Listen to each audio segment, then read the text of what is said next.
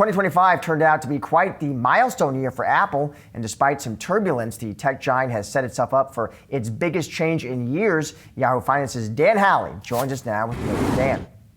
That's right, Josh. This was a huge year for Apple. Not only did they post record revenue, they sold their newest iPhone, seeing huge numbers as far as sales go so far.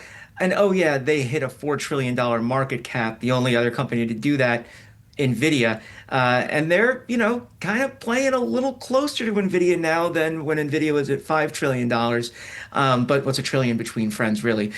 Some of the things that the company did, though, really didn't have to do with one of the biggest issues that they have, AI. That seems to be pushed off until next year. They did have their head of AI retire. They're bringing in more folks. They did see a number of other C-suite retirements, whether that was their legal counsel or their head of government affairs. And it seems as though, for the most part, what this is doing, as far as the year goes, is teeing up for a post-Tim Cook Apple. Now, there was that Financial Times report a month ago, basically saying that Cook was ready to retire sometime in early 2026. Then Bloomberg's Mark Gurman said that's not exactly the case.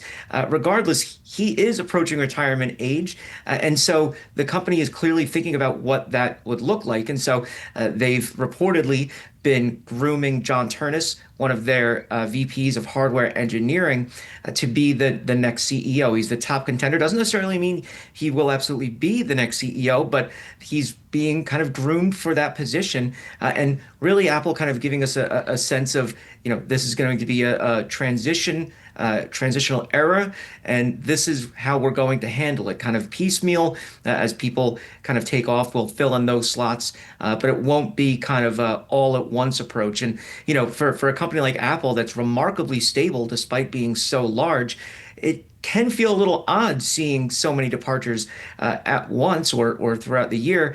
But the experts that I spoke to say this is really the best course of action for this company. Let me ask you, Dan, Apple's engine's still the iPhone. In 2026, what do you think innovation is going to look like there? What could we expect? Is it form factor changes? Is it foldables or revamped Siri? What do you think next year Tim Cook has to introduce to keep that engine humming? Yeah, I mean, the big rumor is that there'll be a foldable iPhone for 2026, and kind of the iPhone Air was seen as kind of teeing that up. Showing off that they can put the goods inside of a smaller package. There's been different reports saying that the Air hasn't sold as well as, the Pro or the Pro Max or the base 17, which is a remarkably good phone for the price.